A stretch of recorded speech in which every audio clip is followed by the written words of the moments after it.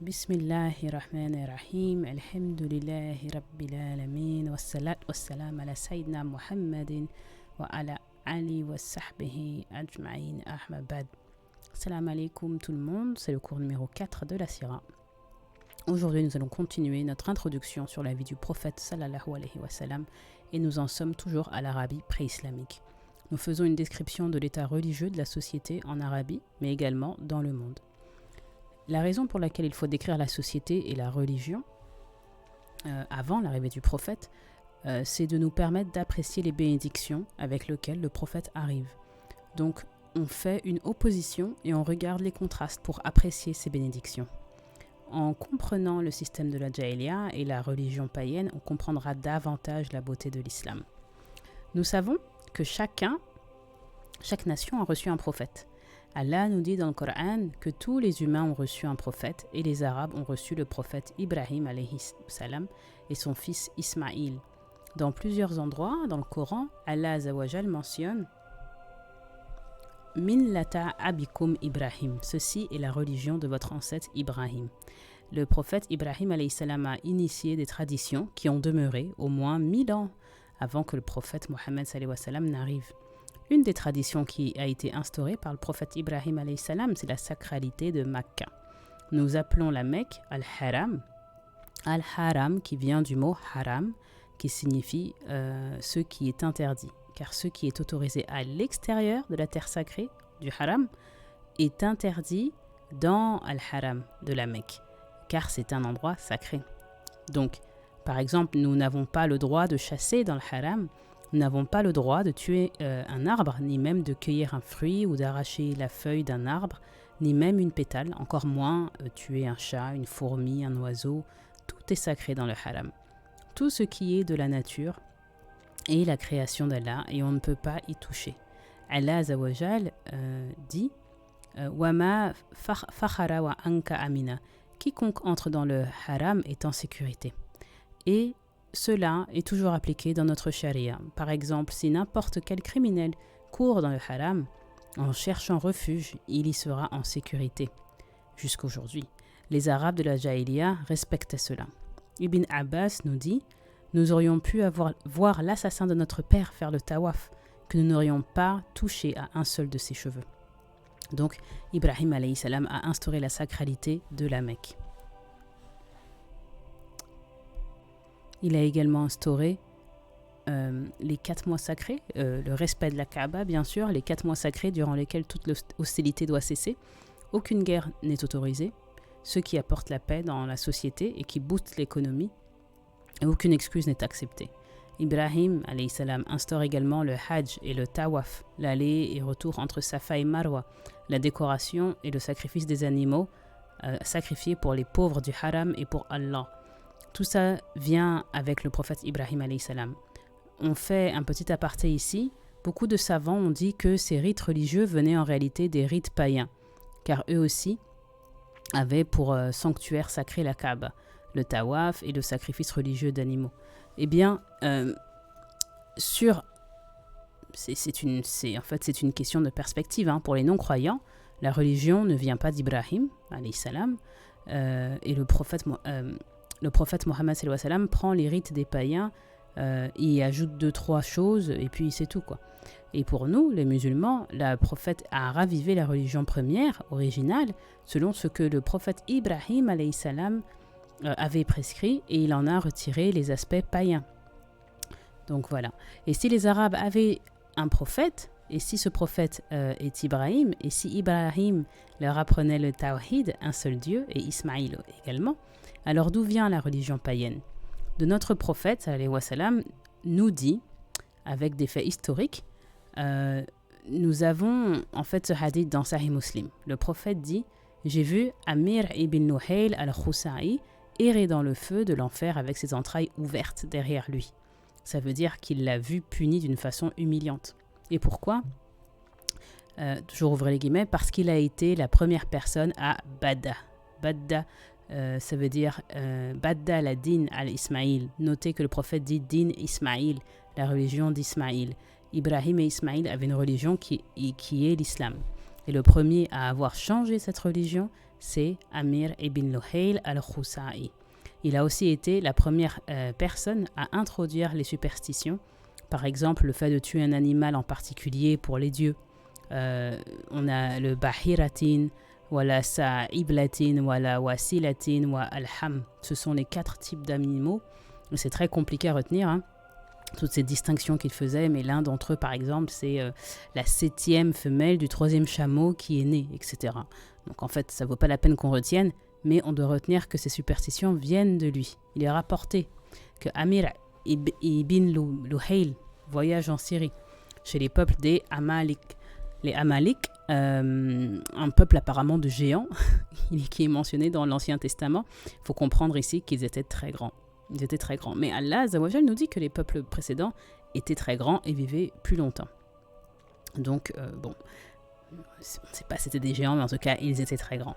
Et donc, quand ils voyagent chez eux, Amir, il les voit en train de prier les idoles. Et comme leur civilisation était forte et puissante, il leur demande « Qu'est-ce que c'est ça ?» Et on lui répond « C'est la source de notre pouvoir. Lorsqu'il y a une sécheresse, quand il y a une famine, quand on est sous attaque d'un ennemi, nous prions ces idoles et ils font des miracles. » Donc il dit « Est-ce que vous pouvez m'en donner une que je voudrais ramener chez moi ?» Et on lui donne en cadeau une idole du nom de Hubal.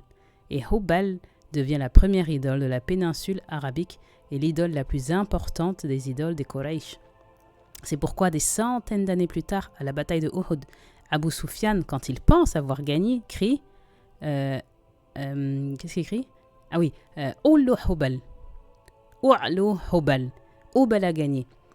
Parce qu'il combat les musulmans. Donc il mentionne l'idole de Amir ibn Luhayl. Et le prophète dit, répondez-lui, ne laissez pas ça passer. Et Omar ibn Khattab demande, et qu'est-ce qu'on doit lui répondre? Allahu maulana, wala maula lakum. Allah est notre protecteur et vous n'avez pas de protecteur. Ce qu'il faut retenir, c'est que c'est Amir ibn Luhayl qui installe la première idole devant la Kaaba et c'est comme ça que l'idolâtrie commence à Makkah. Il est aussi rapporté qu'il a changé le talbiya, labayk Allahumma labayk. Qu'est-ce que ça veut dire labayk? Ça veut dire je te réponds ô Allah. C'est ce qu'on dit quand on fait le hajj. Il y a un adhan pour le hajj qui appelle les gens au hajj. C'est un appel éternel. Donc venez au hajj, venez au hajj.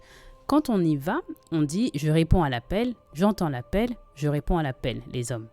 Ibrahim alayhi salam est celui qui commence, en tout cas est celui qui commence, il dit labayk Allahumma labayk, labayk Allah sharika laka labayk. Quand Amir ibn Luhayl arrive, il le change. Pourquoi? Parce qu'une partie du talbiya dit labayk Allah sharika lak et donc il doit le changer parce que sharik veut dire partenaire. Donc maintenant, il y a des shariks. Quand il le modifie, qu'est-ce qu'il dit? Il dit, on le trouve dans Sahih Muslim, hein, les Quraysh disaient dans leur talbiya labayk Allahumma labayk, labayk Allah sharika lak. Jusqu'ici tout va bien. Mais ils ajoutent illa, sauf quoi?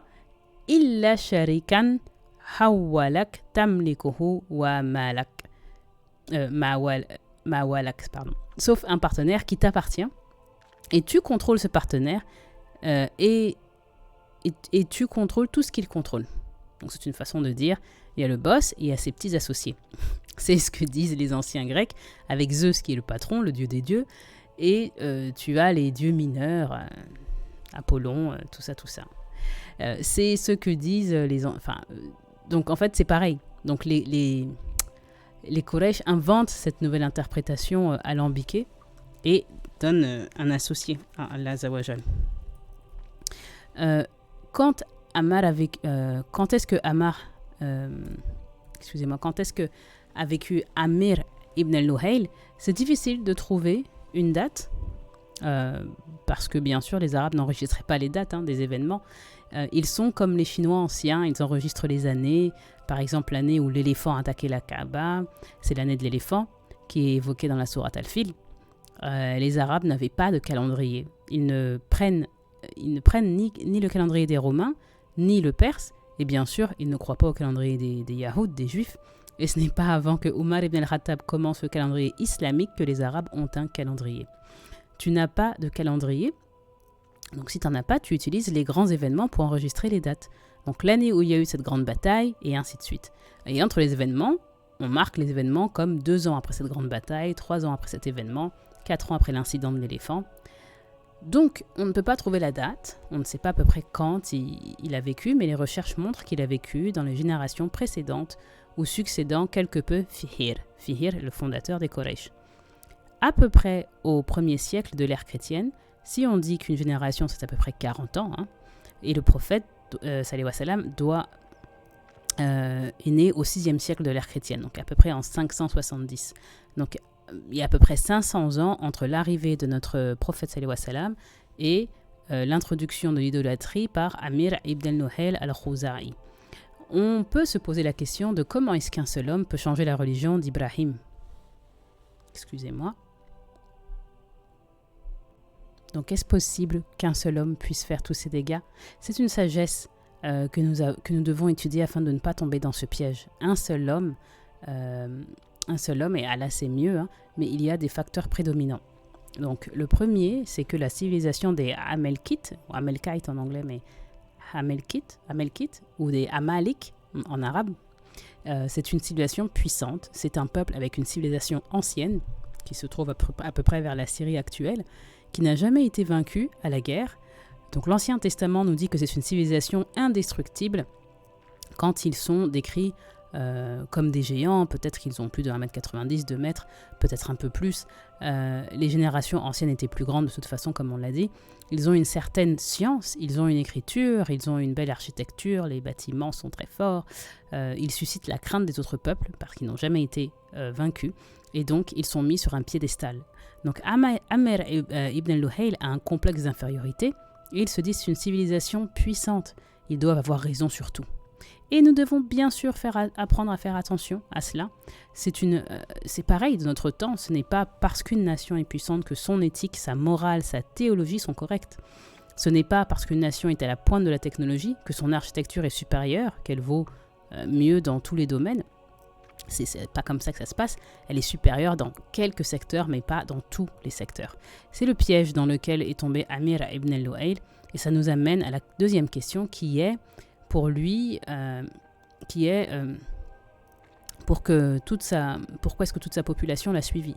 Donc le premier facteur, c'est que les Amalkites sont puissants. Et donc, il y a un complexe d'infériorité. Le second facteur, c'est que Amir ibn al-Luhayl n'est pas un simple bédouin, mais c'est le chef de la tribu des Rouza'a. Vous me direz qui sont les Rouza'a? Les Rouza'a, ils sont, vous vous souvenez, peut-être que nous avons évoqué brièvement que le descendant d'Ismaïl ont été chassés de la Mecque pendant une période, avant qu'ils ne fassent la reconquête de la Mecque.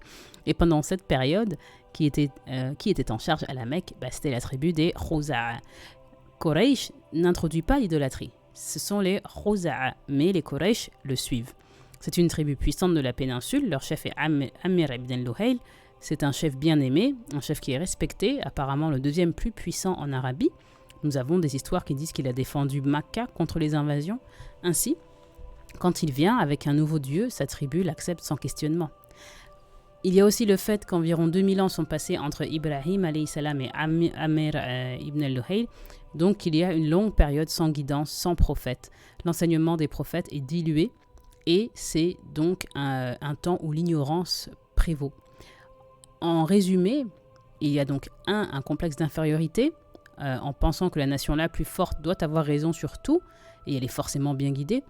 En deuxième position, il y a que celui qui introduit l'idolâtrie est un prestigieux membre de la communauté, il est réputé.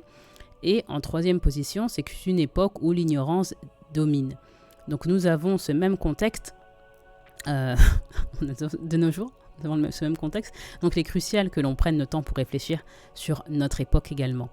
Le cheikh Yasser Qadi dit que, bien sûr c'était en 2011-2012, que ces trois facteurs sont présents, qu'il faut les comprendre. La religion musulmane est bombardée par différents groupes de personnes. Il y a un groupe de musulmans qui souhaitent que nous acceptions des variations de notre religion. Pourquoi ? Le premier facteur, c'est le complexe d'infériorité à l'égard d'autres civilisations qui ont une puissance militaire plus grande.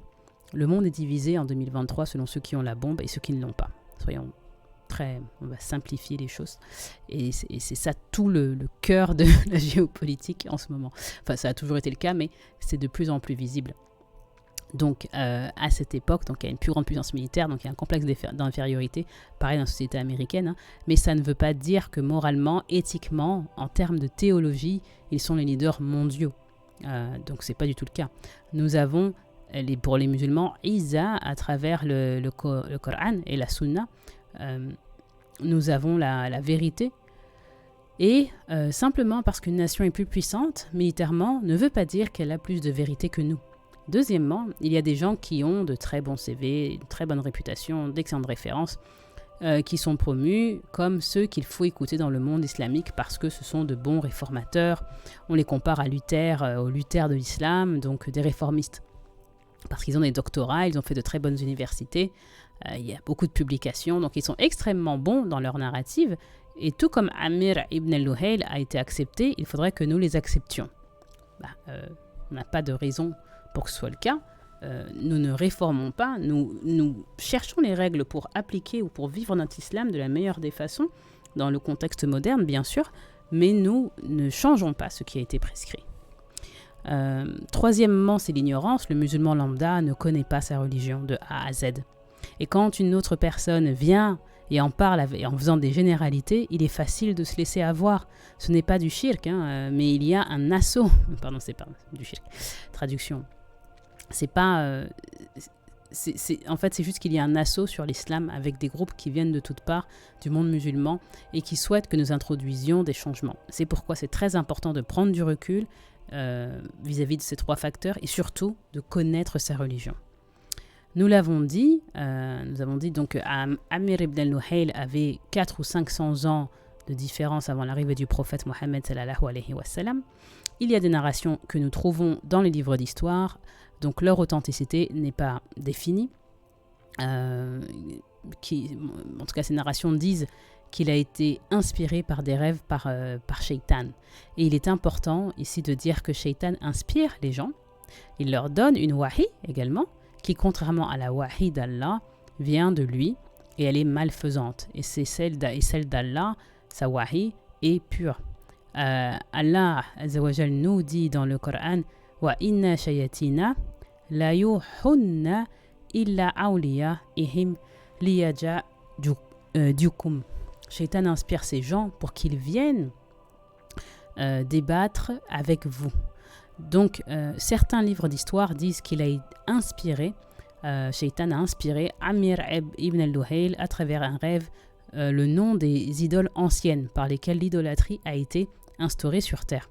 Ce sont des noms qui sont marqués dans le Coran. Comment commence l'idolâtrie ? Les gens de Nuh alayhi salam sont les premières personnes à avoir inventé l'idolâtrie. 5 noms et Ibn Abbas raconte l'histoire. C'est une époque où il y a seulement un seul village sur terre, un seul groupe de personnes qui y vivent. Et ces 5 personnes, Wad, Su'a, Ya'outh, Yahouk et Nasser. Et donc c'était de très bonnes personnes, elles étaient vertueuses. Et quand ces 5 personnes sont mortes, les gens ont construit des statues, des icônes, des images, des représentants pour se rappeler de leur piété. Et lentement mais sûrement, génération après génération, au lieu de simplement regarder la statue pour se rappeler de leur piété, les peuples ont commencé à les prier. Et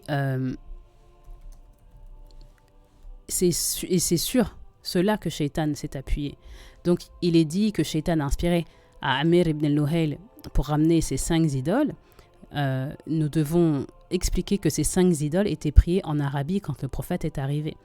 Bien qu'elles n'aient pas été priées pendant des millénaires, mais quand le prophète arrive, une tribu prie Wad, une autre tribu prie Yahout et une autre Nasser. Comment est-ce que ces idées ont été ressuscitées ? Certains livres d'histoire pensent qu'il s'agit de cet homme, Amir ibn al-Luhayl. Donc il a mis une statue en fait devant la Kaaba, une statue de Hubal, et à partir de ce moment, les gens ont commencé à y installer leurs idoles. Comment ? Tout d'abord, et c'est intéressant, ils commencent à prier les pierres avec lesquelles la Kaaba a été construite. Comment est-ce qu'ils font cela? On apprend dans la tradition que chaque fois qu'une caravane quittait Makka, ils partaient avec une pierre qui, pour eux, était l'équivalent d'une des idoles.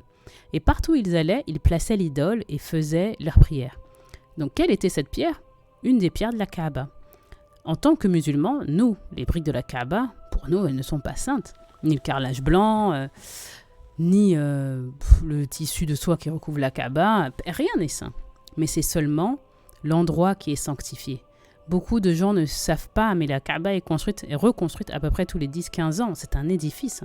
Et combien de temps dure un édifice?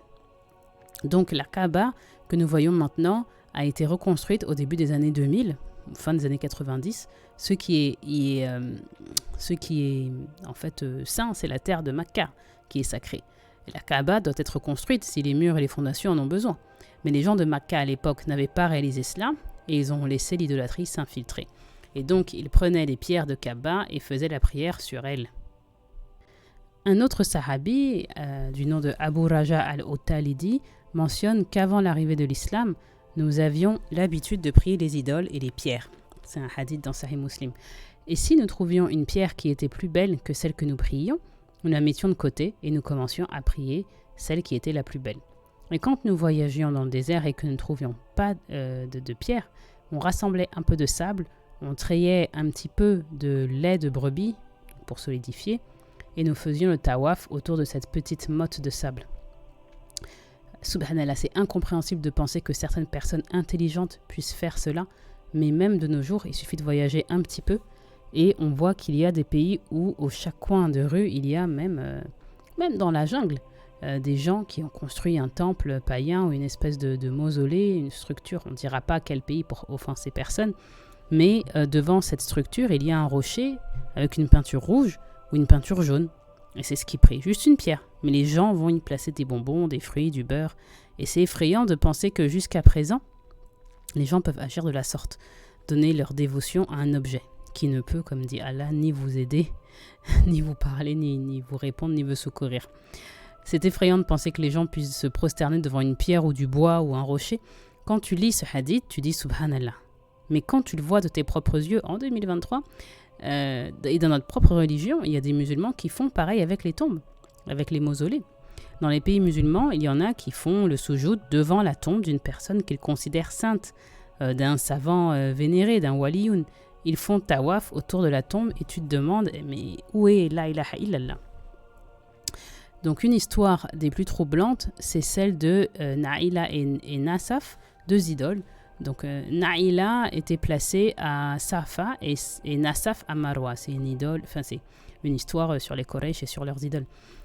Donc les Quraysh faisaient le tawaf et ils faisaient aussi l'aller-retour entre Safa et Marwa.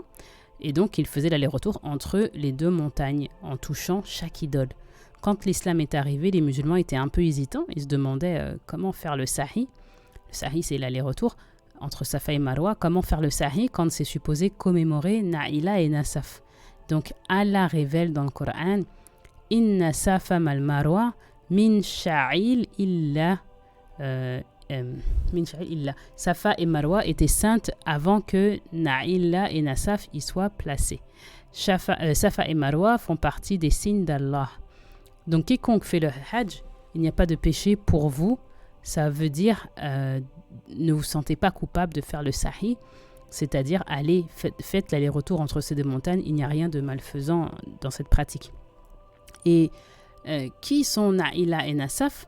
Aïcha raconte que depuis qu'ils sont petits, il y a cette légende qui raconte l'histoire de ces deux amants, Naïla et la femme et Nasaf l'homme, qui ne trouvent d'autre endroit pour consommer leur acte intime que l'intérieur de la Kaaba. Et donc, pour les punir, Allah les détruit en les transformant en statues immédiatement. Comme les Quraysh, quand les Quraysh les voient, ils les prennent pour un miracle, comme exemple, pour un miracle, et ils en placent une sur Safa et l'autre sur Marwa. Et les musulmans donc se disent comment est-ce qu'on peut faire l'aller-retour entre ces deux montagnes? Donc Allah leur dit, ces deux montagnes n'ont rien à voir avec Naïla et Nasaf. Donc c'est une autre démonstration de la religion païenne des Arabes de la Jahiliya. Jahiliya, c'est le temps avant l'arrivée de l'islam. Nous savons aussi que quand le prophète fait la conquête de Makkah, il y a 368 idoles de tailles différentes et formes différentes autour de la Kaaba. Certaines idoles ressemblent à des animaux et d'autres à des hommes, et la plupart étaient mi-homme, mi-animal. C'est un peu ce que l'on retrouve dans les histoires d'enfants, comme les centaures ou les sphinx. Pardon, excusez-moi, juste dans d'autres religions, il y a mi-homme, mi-animal. On lit dans les livres d'histoire souvent que c'est un mélange. Et donc, en tout cas, celles à la Kaaba, souvent été un mélange et elles sont placées autour de la Kaaba. De ces livres, on apprend également que les Quraysh pensaient que Allah subhanahu wa ta'ala avait des filles et que ces filles étaient les anges. Donc, ils priaient les anges en pensant que c'était les filles d'Allah. Et les Arabes n'avaient pas une théologie spécifique. Ils n'avaient pas de credo. Les musulmans croient en un credo, on croit en Allah, aux anges, au jour du jugement, au cadre, mais les sociétés païennes, en général, n'en ont pas.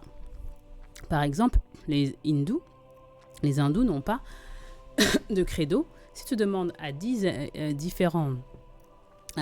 hindous différents quelle est leur religion, tu auras 10 réponses différentes. L'un prie un dieu et un autre prie un autre dieu. Donc il y a 6 millions qui prient ce dieu-là et il y en a 15 millions qui en prient un autre. Et ils sont tous une perception différente. Ils ont une perception différente de ce que Dieu peut ou ne peut pas faire. Tout est légitime parce qu'il n'y a pas de credo qui les unifie. Les credos, c'est une croyance commune. Et c'est pareil chez les Arabes de la Jahiliya étant le temps de l'ignorance. Beaucoup de gens croient au jugement et beaucoup d'autres le rejetaient. Beaucoup d'autres croyaient à un tel et rejetaient autre chose. Mais la chose à laquelle ils croyaient tous, c'était qu'il fallait prier ces idoles pour se rapprocher d'Allah. Et ce que ça veut dire, c'est que toute la société pratiquait l'idolâtrie. Mais on trouve quand même des exceptions. Nous avons des rapports historiques qui indiquent qu'il y avait quelques exceptions à cette règle et il faut en tirer une sagesse. Donc, le livre de Sira mentionne qu'il y avait une poignée de personnes qu'on appelait les Hunafa au singulier et Hanafi au pluriel. Hanif, ça signifie se détourner d'eux. Donc, eux se détournent du shirk et se tournent vers Allah. Subhanahu wa ta'ala. Nous avons mentionné quelques-unes des histoires des Hunafa. Et une des plus intéressantes, à propos desquelles nous n'avons que 4 ou 5 paragraphes, c'est l'histoire de Qaws ibn Sa'ida. Qaws ibn Sa'ida ne vient pas des Quraysh, il vient des Banu Iyad, une tribu lointaine qui se situe aux alentours de Oman et Bahreïn de nos jours. Et Qaws ibn Sa'ida, il avait à peu près 80 ans. Bien sûr, les très vieux, donc les livres exagèrent. Ils disent qu'il avait 120 ans, 150 ans. Donc, certains livres, il a 300 ans. Mais bon, on peut juste imaginer que c'est un homme qui est très vieux. Et le prophète l'a rencontré quand il était jeune. Donc, quand il rencontre Qaws ibn Sa'ida, il avait à peu près 20 ans, le prophète, sallallahu alayhi wa sallam. Et Qaws ibn Sa'ida venait à la Mecque pour le Hajj et il faisait le prêche contre l'idolâtrie. Il est mentionné que c'était un des poètes les plus éloquents. Et sa poésie, ou plutôt sa rajiz, qui n'est pas vraiment de la poésie, mais plutôt une cadence de déclamer en prose ou en rime. Donc la cadence, elle ressemblait un peu à la manière dont on récite le Coran, ce qui nous montre qu'il est sur la fitra. Et le plus proche de la religion, de l'islam, c'est lui, à l'époque. On trouve sa poésie dans les livres, je pense dans Ibn Israq. Un de ses textes dit « Ô gens de l'Iyad, où est Thamoud, où est Ad, où sont vos pères et vos ancêtres, et qui récompensera celui qui a fait du bien, mais qui n'a jamais été récompensé, et qui punira celui qui fait de l'injustice, mais qui n'a jamais été puni ?» Fermez les guillemets. En d'autres termes, il leur dit « Est-ce que vous pensez que c'est tout ce qu'il y a de la vie ? Vous pensez qu'il n'y a rien après ?» Et donc, il fait référence au jour du jugement, le jour où Allah subhanahu wa ta'ala jugera ceux qui ont fait le bien et ceux qui ont fait le mal. Donc, il leur dit, il doit y avoir mieux que ce que l'on est en train de faire. Et la meilleure religion, c'est celle d'Allah subhanahu wa ta'ala. Il ne sait pas, parce qu'il n'a pas reçu la prophétie, et le prophète n'a pas été encore envoyé. Mais il dit, à peu près, il est dit que à la 9e année de l'Hijra, donc 40 ans après que le prophète ait rencontré Qus ibn Sa'ida, quand les gens de Banu Iyad viennent accepter l'islam, donc la 9e année, on appelle ça l'année des délégations, plusieurs tribus viennent et prêtent allégeance au prophète sallallahu alayhi wa sallam, et c'est sans arrêt, c'est un défilé, vraiment toute la péninsule devient musulmane. Donc les gens de Banu Iyad viennent accepter l'islam, le prophète leur demande où est Qus ibn Sa'ida, et on lui répond il est mort il y a très longtemps, et le prophète sallallahu alayhi wa sallam dit je me souviens l'avoir vu sur un chameau rouge, je me souviens qu'il avait des textes très puissants. Est-ce que l'un d'entre vous les connaît? Et son peuple partage ces textes avec le prophète sallallahu alayhi wa sallam, et on en trouve quelques-uns dans la Sira. Donc ça montre qu'il y avait des vestiges du Tawhid, et les plus importants sont Kafa au nombre de 4. On a Ibn Hisham nous donne une histoire très belle, et il nous dit qu'avant l'arrivée du prophète sallallahu alayhi wa sallam, les Quraysh organisèrent un festin juste à l'extérieur de Makka, et ils invitent tout le monde pour célébrer leurs idoles. Comme toute la ville de Makka s'y rend à cette fête, à ce banquet, il n'y a que 4 personnes qui restent en ville. Ce sont ces 4 personnes qui partagent des idées similaires, et ils ne partagent pas avec les autres ce qu'ils pensent, peut-être parce qu'ils sont embarrassés, ils ont honte de leur peut-être de ne pas faire comme tout le monde, de ne pas prier les idoles. En tout cas, ils ne disent pas vraiment ce qu'ils pensent, mais ils réalisent, quand ils sont tous les 4 seuls à Makka, et que la ville est vide pendant quelques jours, qu'ils ont les mêmes croyances. Et ils se disent, soyons amis tous les 4, sans avoir à révéler à nos proches, à notre famille, que nous ne sommes pas d'accord avec leur idolâtrie. Et ces 4 personnes sont 1. Waraka ibn Nufal ibn Hasad. Qui est-il? Le cousin de Khadija binti Ruwaylid ibn Hasad, n'est-ce pas? La première femme du prophète Mohammed sallallahu alayhi wa sallam. Mais Waraka, il a 40 ans à peu près de plus que Khadija, parce que son père est l'aîné de la famille, et le père de Khadija radiyallahu anha, est le plus jeune de la famille.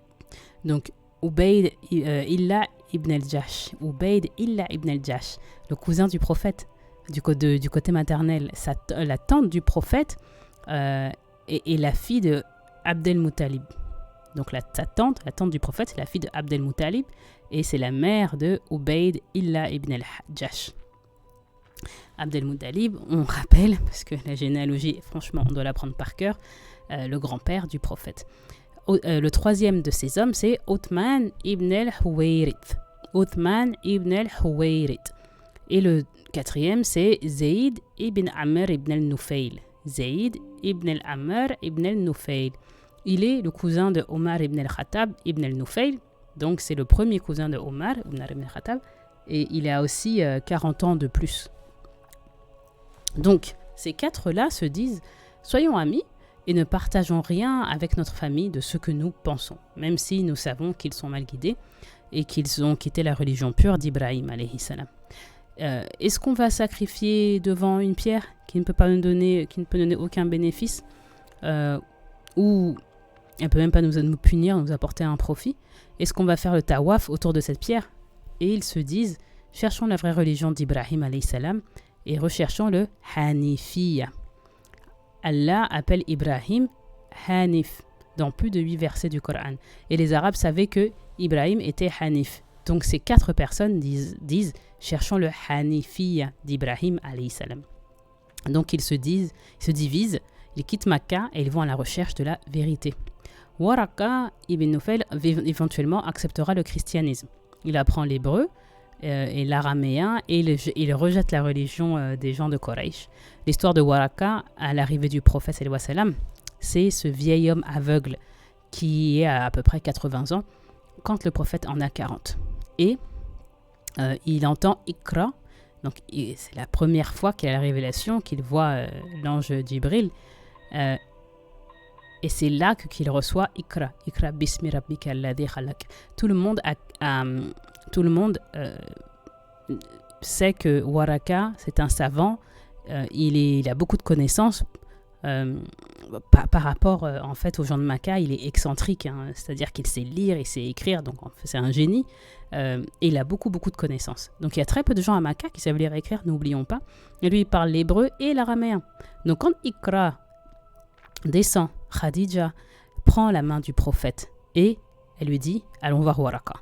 Parce qu'elle voit ce qui se passe. Elle se dit « ça fait pas partie de notre tradition, on ne sait pas ce que c'est, on n'a jamais entendu, allons voir Waraka ». Et c'est Waraka ibn Nufayl qui reconnaît cette parole. Et il dit « Oui, c'est ce que nous attendions. Si tu demandes aux musulmans lambda qui est le premier converti à l'islam, ils vont dire Abu Bakr. Non, le premier, c'est Waraka. Et après, c'est Khadija. Donc, le premier homme qui nous, si vous voulez, c'est Waraka avant Abu Bakr. Parce que, avant même que la dawa ne commence, avant même que le prophète ne réalise qu'il est un prophète, Waraka ibn Nufayl comprend ce qui se passe. Et le prophète demande qu'est-ce que j'ai vu, qu'est-ce que c'était cet être qui est venu me voir. Et Waraka lui dit c'est le même qui est venu voir Moussa alayhi salam et Isa alayhi salam. C'est Jibril et il l'appelle le Namus, le compagnon que Allah envoie au prophète. Et Waraka lui dit comme j'aimerais être un jeune homme parce que j'ai recherché la vérité toute ma vie. Est-ce que tu te rends compte? Est-ce que vous vous rendez compte, vous? Je ne sais pas. Il a dû passer 60 ans peut-être à attendre la vérité, à la rechercher. Et maintenant, alors qu'il est juste sur le point de mourir, il entend le récit du prophète sallallahu alayhi wa sallam qui lui dit j'ai rencontré cet être et il m'a dit Ikra. Et il lui dit j'aurais aimé être un jeune homme pour pouvoir te supporter, t'assister contre tes gens quand ils vont te persécuter et t'expulser. Et c'est le premier choc pour le prophète sallallahu alayhi wa sallam. Il dit quoi? Mon peuple va m'expulser? Mon peuple va s'opposer à moi? Et pour lui, c'est inconcevable, tellement tout le monde l'aime, le prophète, mais on va le voir bientôt. Mais Waraka, il sait, parce qu'il connaît l'histoire des autres nations. Et il dit au prophète sallallahu alayhi wa sallam, aucun prophète n'est venu avec la vérité sans que son peuple ne s'oppose à lui. Et un tout petit peu après cette conversation, il meurt. Donc, le premier converti à l'islam, c'est Waraka ibn Nufayl. Nous avons ensuite l'histoire de Ubayd ibn al-Jash. C'est lui qui a l'histoire la plus triste. On dit que c'est le cousin du prophète sallallahu alayhi wa sallam. Donc, quand le prophète commence à faire la dawa, il accepte l'islam. Il émigre en Abyssinie quand la persécution des musulmans s'accentue, mais il devient un murtad, c'est-à-dire quelqu'un qui quitte l'islam quand il arrive en Abyssinie. Donc, quelque temps après, il retourne au christianisme. Un des bénéfices que l'on dérive de cette science, de cet événement, c'est que si tu deviens murtad dans une contrée qui n'est pas régie par l'islam, c'est ta liberté de conscience. Voilà.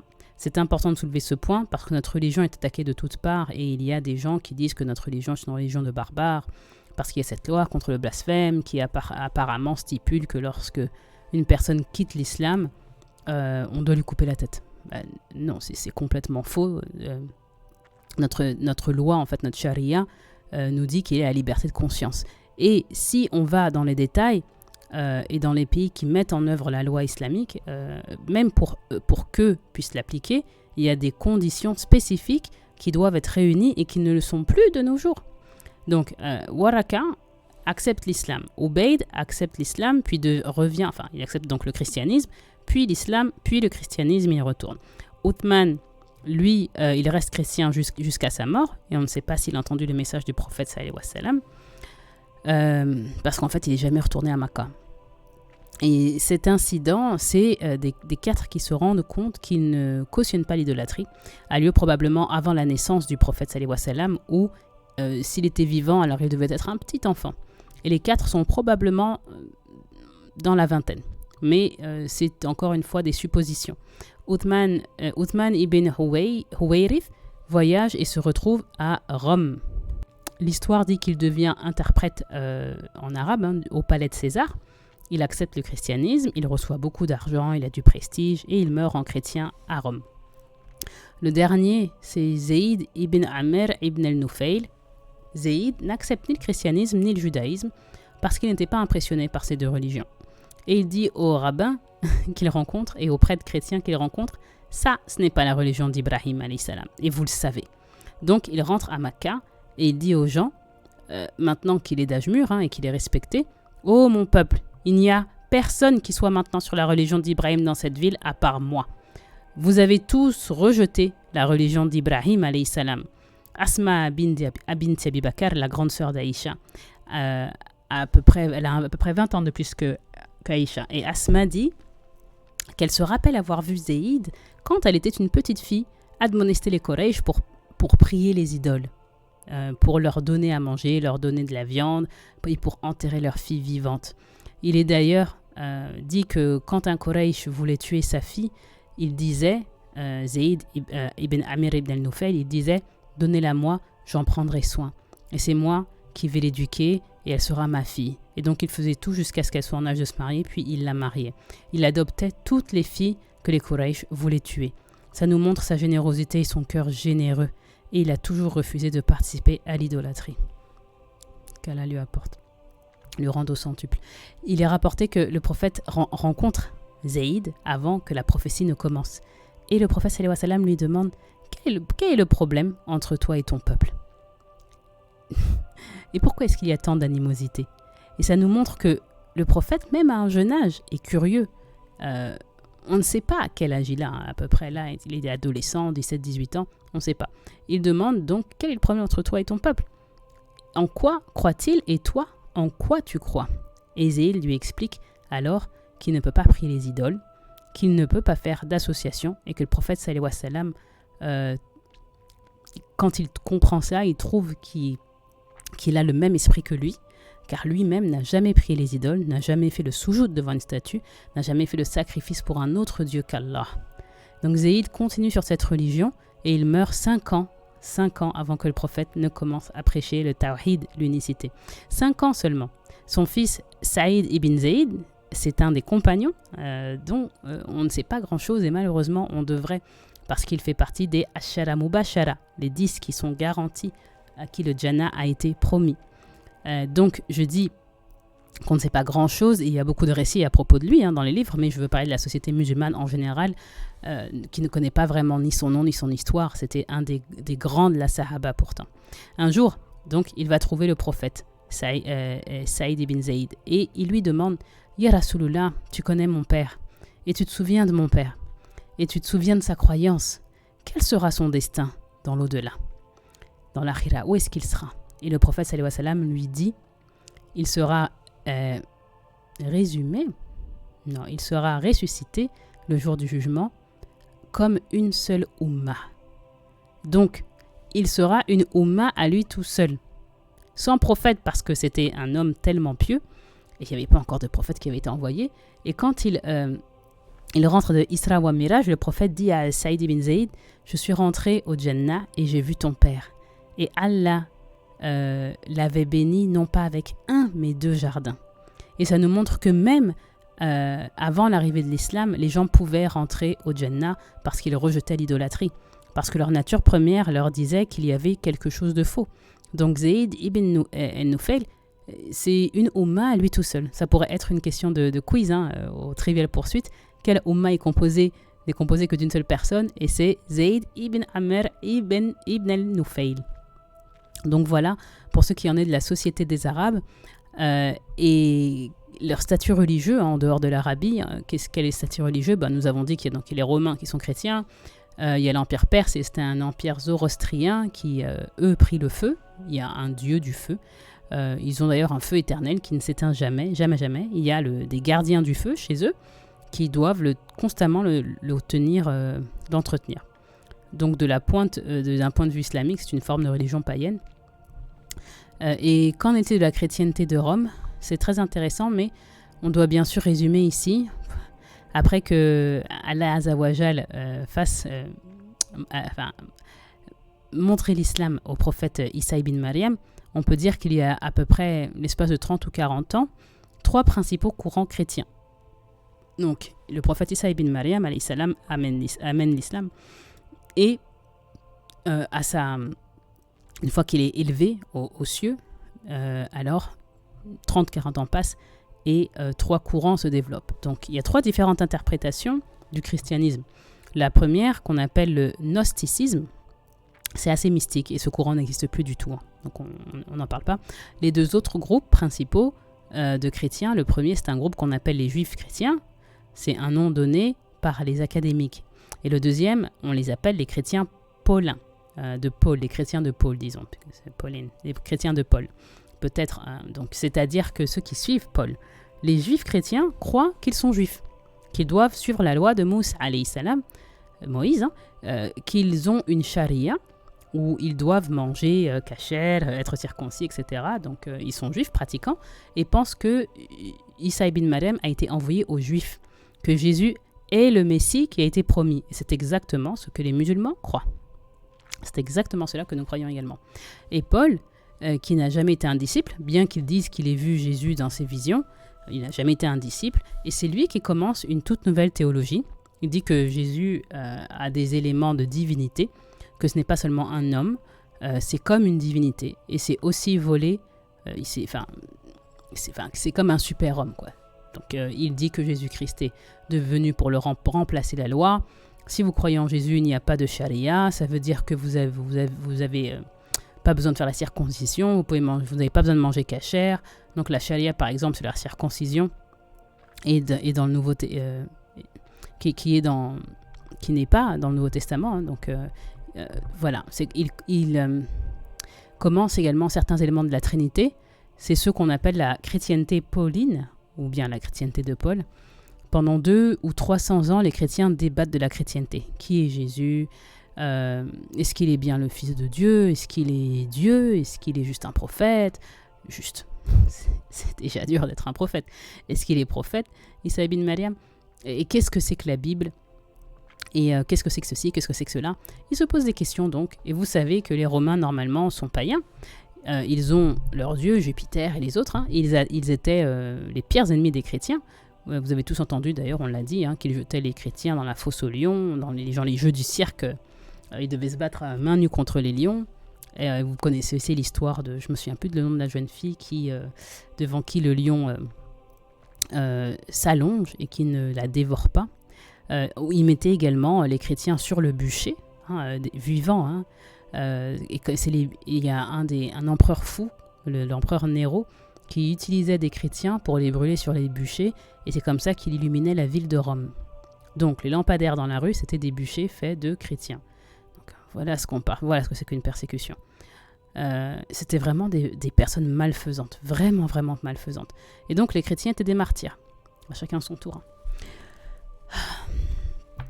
Et oui, et donc ils étaient persécutés. Pendant 200 ou 300 ans, les chrétiens sont persécutés et ils ne représentent que 2% de Rome, jusqu'à ce que se produise un miracle pour eux, c'est la conversion de l'empereur au christianisme. L'équivalence de notre jour de si le président des États-Unis se convertit à l'islam. Bon, apparemment aux États-Unis, à cette époque, le cours il est en 2011, et il y a bien sûr un courant de gens d'extrême droite qui disent que Barack Obama est musulman. Il est déjà musulman, il est au Kenya, en fait c'est un musulman qui... Il y a à peu près 5 ou 6% de musulmans aux États-Unis, donc c'est une religion minoritaire. Ils sont pas tout à fait persécutés, on l'a dit.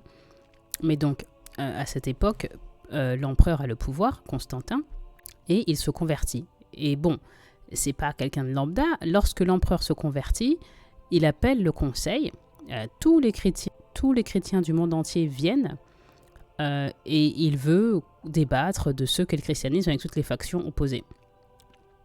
Donc pendant le conseil, Constantin, lui, veut essayer de réconcilier leur ancienne religion païenne et les rites qu'ils pratiquaient avant. Il veut essayer de concilier les deux, tout ça avec le christianisme, et c'est de là que viennent le halo sur la tête des anges, le 25 décembre, qui est Noël, la Trinité, Jésus le Fils de Dieu, tout ça vient de l'empereur Constantin en 300 après Jésus-Christ au conseil de Nicée en Turquie. Donc en 325 commence ce qui est le christianisme officiel, donc le christianisme de Paul. Et toutes les autres personnes qui ne sont pas d'accord sont persécutées. Et on leur donne la même persécution, ils sont persécutés, écartelés. Et donc, les premiers chrétiens, les juifs chrétiens, eux s'en vont et font l'hijra. Et ils vont voir qui ? Najashi. Najashi, c'est le titre du roi d'Abyssinie. Donc, c'est son titre comme César. Et ils vont donc en Abyssinie, l'actuelle Éthiopie, et ils vont voir Najashi. Et un autre groupe va en Iran. Et Une des personnes les plus célèbres qu'on connaisse de ce mouvement, c'est Salman al-Farsi, et on reparlera de lui. Donc le nouvel empereur, enfin l'empereur Constantin, qui est maintenant nouvellement chrétien, bannit toutes les autres formes de christianisme.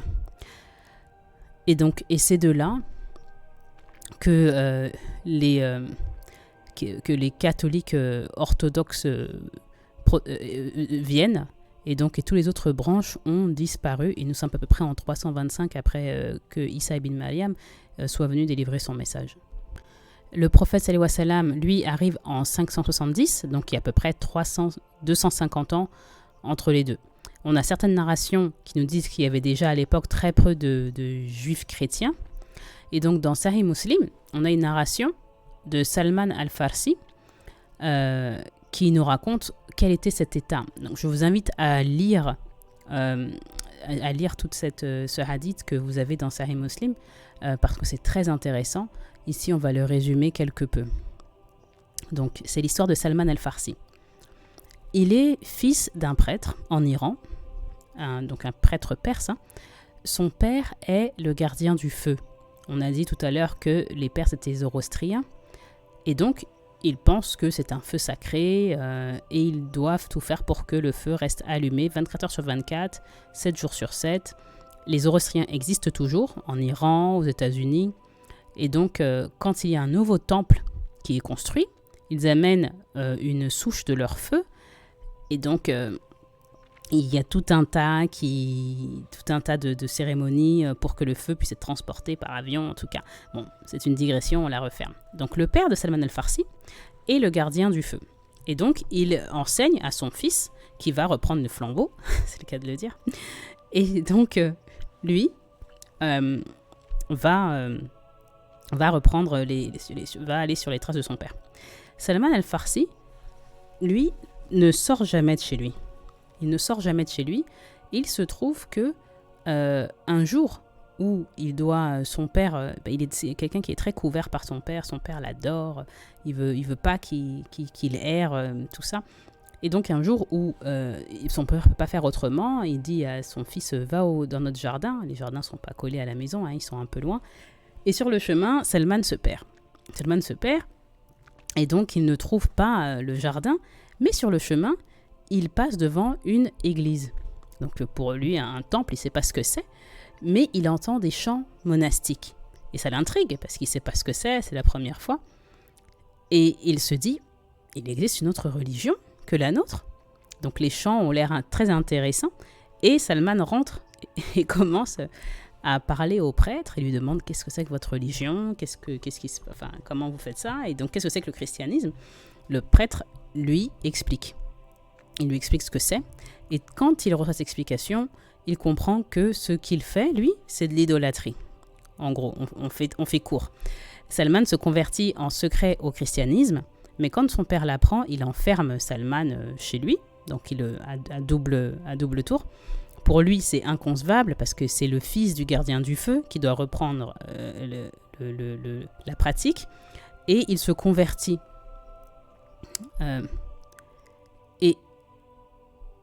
Et donc, ce qui se passe, c'est que je suis en train d'écouter une autre version de cette histoire, et c'est pas tout à fait ça en fait. Quand Salman, lui, se convertit, il ne le dit pas à son père, bien sûr, mais quand il rentre chez lui, il demande à son père, alors, tu sais, il est perdu, donc en fait, finalement, il retrouve ses pas, il rentre chez lui, et son père dit, mais où tu étais? On était inquiet, tout le monde te cherchait. Il lui dit, je me suis arrêté dans cette petite église, dans ce temple-là, comme il dit, et j'ai entendu des chants, et je suis rentré, j'ai parlé au prêtre, j'ai pas vu l'heure passer. Et donc, il raconte à son père tout ce qu'il a entendu. Et il lui dit, Habib, en tout cas, mon père, on n'est pas sur la bonne voie. Son père prend peur et l'enferme à double tour chez lui. Voilà. Comme Salman est complètement isolé, il fait passer en secret un message à ce prêtre par son serviteur, et il lui dit il faut que tu m'aides à m'enfuir. Dis-moi lorsque la caravane viendra de... Et donc le prêtre lui dit lorsque la caravane viendra pour aller dans telle ville, je t'enverrai. Donc il l'envoie pas à Rome, mais il l'envoie chez un ami à lui, un autre prêtre, dans une autre ville qui a la même croyance que lui, donc qui est un juif chrétien, c'est-à-dire, si vous voulez, ceux qui pratiquent encore selon ce que Issa ibn Maryam pratiquait, alayhi salam. Et donc, la caravane vient, Salman reçoit le signal et avec l'aide du prêtre, il arrive à s'enfuir. Il s'enfuit et il devient apprenti, prêtre apprenti chez le prêtre qui est l'ami de Salman al-Farsi. Celui-ci est dans une ville, il est assez âgé quand même, Salman quand même le sert quelques années. Il apprend et ensuite le prêtre est sur son lit de mort et il lui dit « Alors je ne peux plus rien pour toi, mais va chez ce prêtre-là, c'est le seul que je connais qui est encore sur la religion de Jésus, donc Issa ibn Maryam. » Donc entre-temps, le prêtre décède quelque temps après, Salman al-Farsi l'enterre, il fait l'enterrement et puis il va voir ce troisième prêtre qui est également sur la même croyance, la même chrétienté.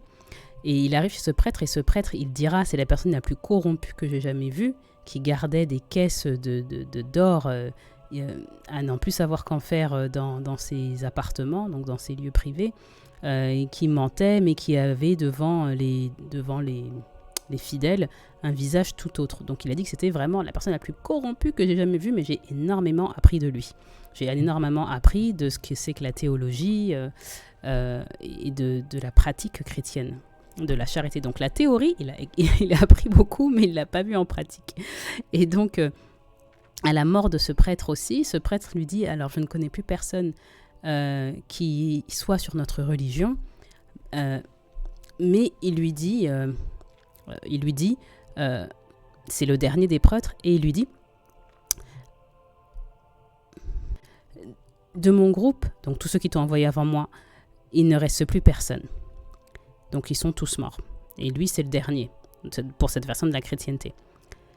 Mais c'est le temps de l'arrivée du prophète, selon les signes que ce groupe-là avait reçus dans leurs écritures. Et donc, dans ce qui constitue l'Ancien Testament, c'est à peu près dans ces temps-là que le prophète Ahmed doit arriver. Dans cette narration, nous avons donc la preuve que la version de Paul et de l'empereur Constantin ne relate pas le fait d'arriver d'un nouveau prophète ou d'un nouveau messie, mais les juifs chrétiens avaient cette narration. Et ce qui se passe, c'est que l'empereur Constantin, sur tous les livres qui constituent les anciennes écritures, il en conserve 4 et il brûle tout le reste. Pourquoi ? Parce qu'il ne veut pas que les gens refutent sa version du christianisme, et donc il brûle tout le reste. Et donc tous ceux qui pouvaient poser problème à sa version, alors il ne laisse aucune trace et il brûle les livres. Donc on ne sait pas vraiment ce que croyait cette branche de juifs chrétiens. Mais Salman dit qu'il a reçu 3 indications sur le nouveau prophète, et donc ce prêtre, juste avant sa mort, lui dit que l'homme annoncé par Issa ibn Maryam, par Jésus-Christ, arrive. Pourquoi ? Parce que les signes convergeaient et donc il voyait l'apparition de quels signes. Nous, on ne sait pas quels sont ces signes, mais Salman dit que le vieux prêtre avant de mourir lui dit d'aller chercher cette personne parce que il cherche la religion originelle et c'est la meilleure de ses options. Et donc, il lui donne 3 signes. Le prophète doit apparaître dans une terre où il y a beaucoup de dattes, donc où il y a une culture de palmiers dattiers. Le deuxième des signes, c'est que le prophète doit avoir un khatim. On a parlé il y a 2 cours. Le khatim, c'est le sceau des prophètes. Pour le prophète sallallahu alayhi wa sallam, c'est une excroissance de poils. Certains disent de peau, mais c'est surtout de poils, de différentes couleurs et de la taille d'un œuf de pigeon. Donc il a des poils de différentes couleurs entre les omoplates. Et le troisième des signes, c'est que l'homme en question acceptera les cadeaux, mais n'acceptera jamais la charité. Et même de nos jours, on ne donne pas la charité aux descendants du prophète, aux Ahlil Bayt, on ne leur donne pas la charité, ils ne l'acceptent pas non plus. Donc Salman al-Farsi est un prêtre, hein, et donc il est pauvre, et donc il est en Syrie là, et il lui demande alors où est-ce que c'est cette terre où on trouve beaucoup de dattes. et les gens lui répondent c'est Khaybar, et après Khaybar, il y a Yatrib. Mais donc, Salman al-Farsi demande à une caravane, est-ce que vous pouvez m'emmener à Khaybar, cette terre où il y a plein de dates, et la caravane lui dit bien sûr, pas de problème. Et ce qui se passe, c'est qu'il se fait prendre prisonnier, donc il est fait esclave. Comme il est sans clan, il est sans protection, il a 50 ans passés, et donc ces gens le prennent et le font esclave et le vendent. Ils le vendent à un riche propriétaire de Khaybar. Et Salman, on dit qu'il a vécu jusqu'à 110 ans. En tout cas, certains disent 300 ans, mais vous savez que les gens exagèrent toujours. Donc en tout cas, c'est un des plus vieux de la Sahaba, et il vit à peu près jusqu'à 110-115 ans. Donc, il a déjà plus de 50 ans. Et donc, quand il est vendu sur le chemin, il est vendu à Yatrib. Et il est vendu sur le chemin pour aller, en fait, à Khaybar. Et la caravane à qui il est vendu va à Médine, à Yatrib à l'époque. Et c'est comme ça qu'il devient esclave à Médine, jusqu'à ses 70 ans. Un jour, où il est esclave en train de travailler dans les palmiers dattiers, il entend qu'un homme qui dit être prophète va venir à Médine. Donc, quand il entend cette nouvelle, il est tout excité. Bien sûr, les gens de Médine, les Juifs, ils ont peur parce qu'ils pensent que c'est le roi des Arabes. Bien sûr, tous les Haus et les Khazraj, les Arabes sont super excités. Le prophète arrive. Et Salman al-Farsi entend son propriétaire dire à son frère le prophète arrive. Et donc Salman entend ça. Ça fait 20 ans qu'il cherche partout, qu'il attend ce jour-là. Et il dit qu'il était sur un palmier dattier et qu'il a failli tomber. Donc en fait, il descend, il manque de tomber, il descend. Il court vers son maître et lui dit « Il est là !» Et il se prend une gifle parce que bien sûr c'est un esclave, il n'a pas à venir parler et demander ce qui se passe, ni même d'ailleurs écouter la conversation. Mais en tout cas, Salman rentre chez sa maîtresse, court et va demander un jour de congé pour le jour d'après.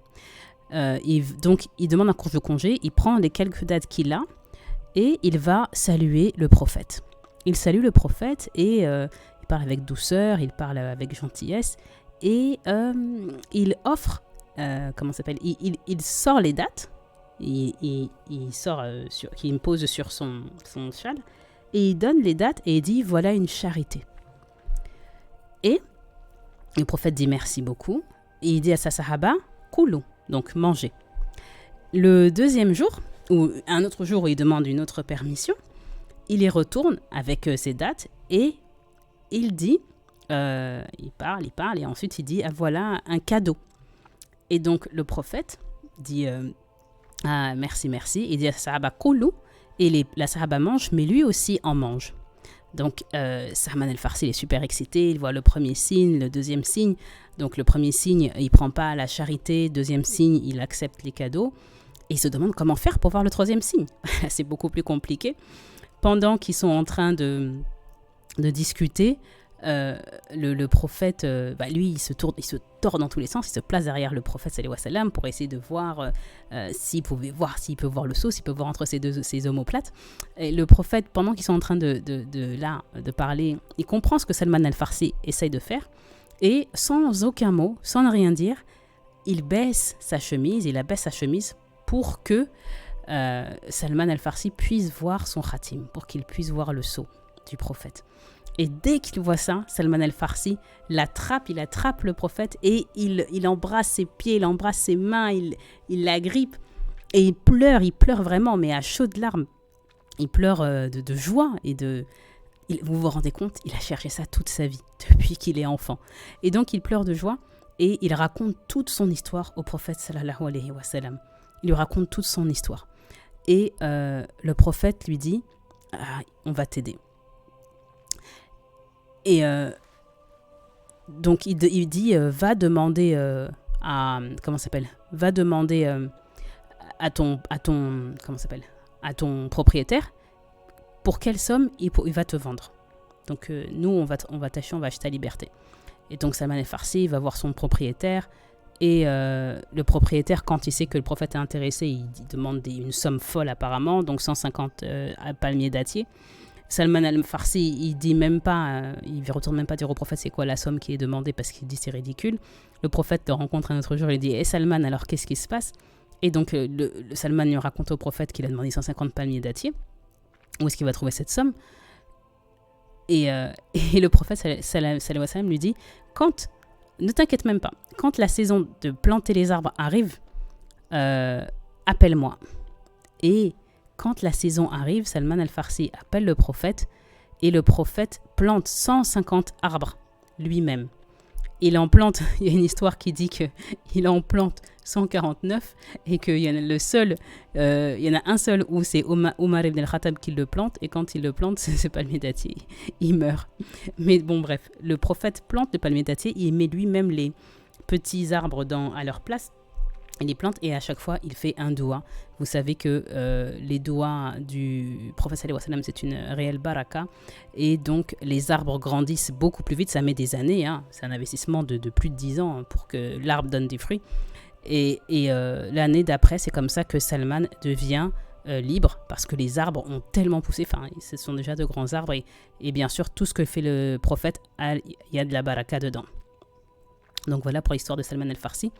On finira sur une dernière histoire qu'on trouve dans Sahih Bukhari. C'est l'histoire de l'empereur Héracle, qui est l'empereur de Rome à cette époque. Il est éduqué, c'est un savant. Et lui, il est un empereur chrétien. Et à l'an 8, l'an 9 de l'Hégire, le prophète sallallahu alayhi wa sallam commence à envoyer les lettres à tous les royaumes alentours, aux dirigeants, et il les invite à se convertir à l'islam. Donc le prophète sallallahu alayhi wa sallam envoie une lettre à Héracle à travers le gouverneur du Bahreïn, hein, qui est aux ordres de l'empereur Héracle. Et l'empereur Héracle, qui en ce moment à Jérusalem, arrive assez vite, enfin il reçoit la lettre assez vite, et il ouvre donc la lettre qu'il reçoit, et il trouve une invitation à l'islam. Donc la lettre dit de Mohammed et la lettre qui commence par Aslim Tuslim, c'est-à-dire convertis-toi à l'islam et tu seras bien guidé.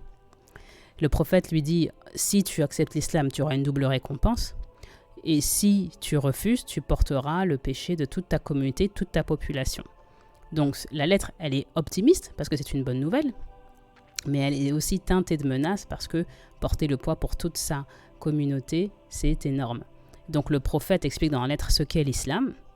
Et tout de suite, Héracle demande à son vizir, est-ce qu'il y a des Arabes en ville? Et comme par hasard, il y a la caravane qui vient d'arriver de la Mecque et qui est en ce moment en ville. Et c'est Rihlata Shita et Wasaïf. Hein.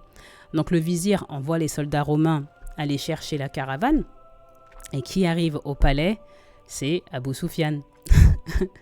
Abu Sufyan qui est le chef de la caravane, hein, qui est un opposant au prophète sallallahu alayhi wa sallam, avec qui ils sont en guerre ouverte. On parlera de tout ça après. Mais Héracle lui pose plusieurs questions, on verra la lettre plus tard. Héracle lui pose une série de questions. Et après qu'il ait posé toutes ces questions, il dit « Si ce que tu dis est vrai, c'est ce qui a été annoncé dans nos écritures. » Donc, on fait une pause. Comme on a dit tout à l'heure, il n'y a pas de trace dans le Nouveau Testament des Écritures de cette mention de l'arrivée d'un prophète, comme Héracle le dit. Donc, c'est ce qu'il y a dans nos Scriptures. Ça veut dire que Héracle a accès à une version plus ancienne du christianisme, une version qui n'est pas à la disposition des autres chrétiens. Il y a beaucoup, bien sûr, de récits de nos jours autour des œuvres non publiées ou qui sont au Vatican, autour des écrits qui sont cachés du public.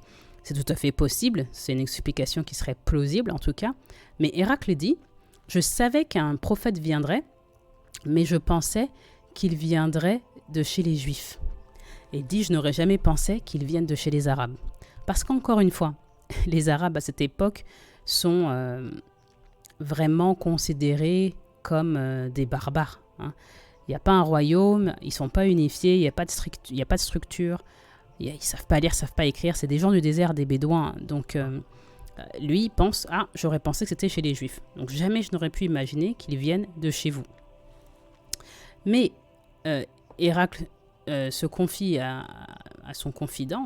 On sait dans la lettre que c'est un prêtre de haut rang, donc sûrement un cardinal qui se trouve à Rome. Et le cardinal confirme. Et il dit à Héracle, les signes sont clairs et concordants. Et donc Héracle ne se convertit pas à l'islam parce qu'il aurait dû renoncer à son trône. Mais donc, le cas d'Héracle, c'est un peu comme le cas de Najashi,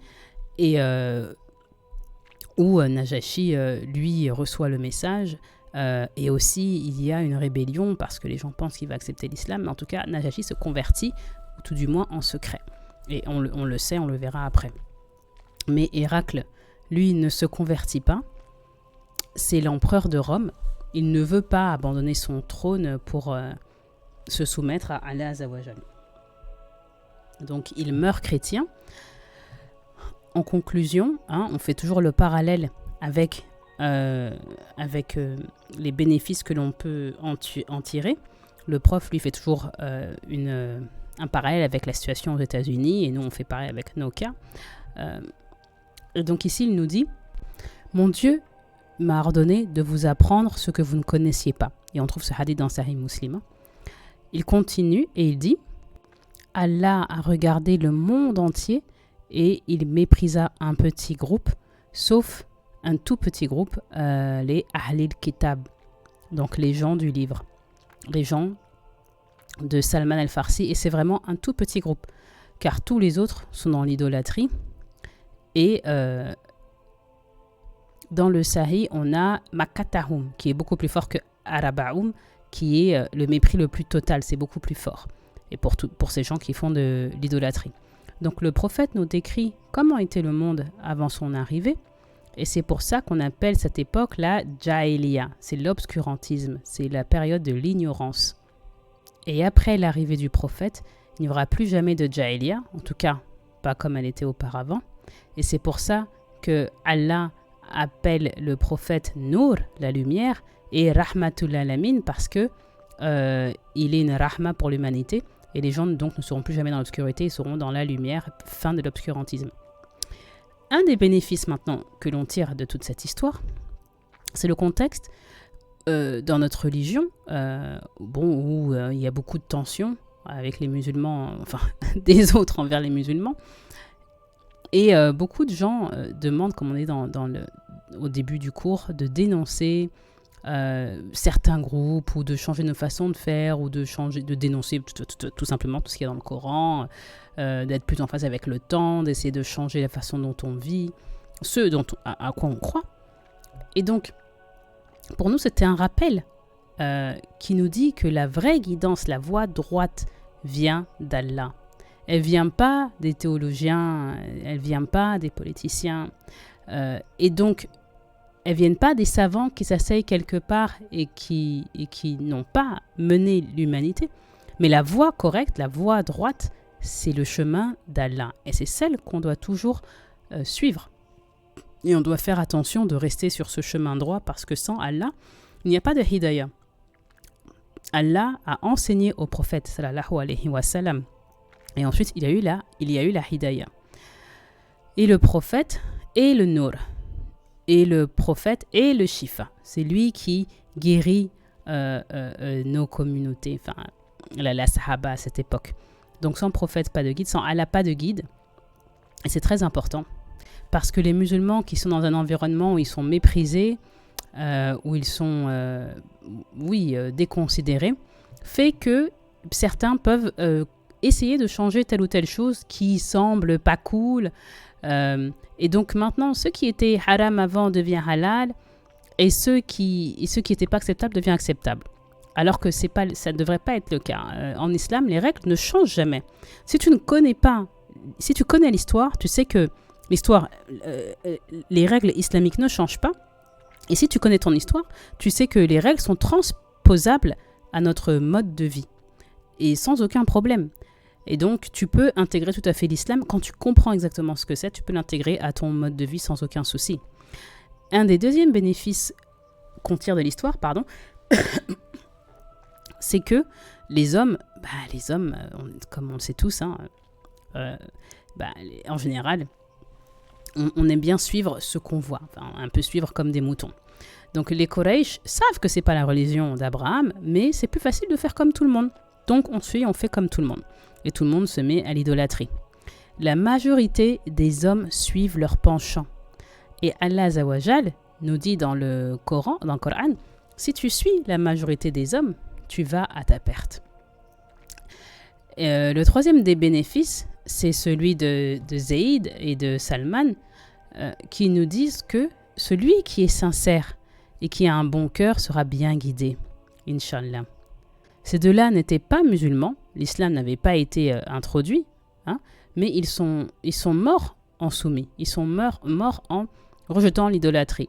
Ça, c'est le cas pour les deux. Donc, peu importe où tu te trouves, que ce soit au fin fond de la Syrie, entouré de gens qui croient pas, si ton cœur est pur, peu importe où tu te trouves, Allah Azawajal te guidera. Donc nous finissons le cours numéro 4 sur ce point et nous allons ensuite enchaîner sur, juste avant la naissance du prophète sallallahu alayhi wa sallam, on va faire un peu sa généalogie et ses ancêtres. Assalamu alaikum wa rahmatullahi wa barakatuh.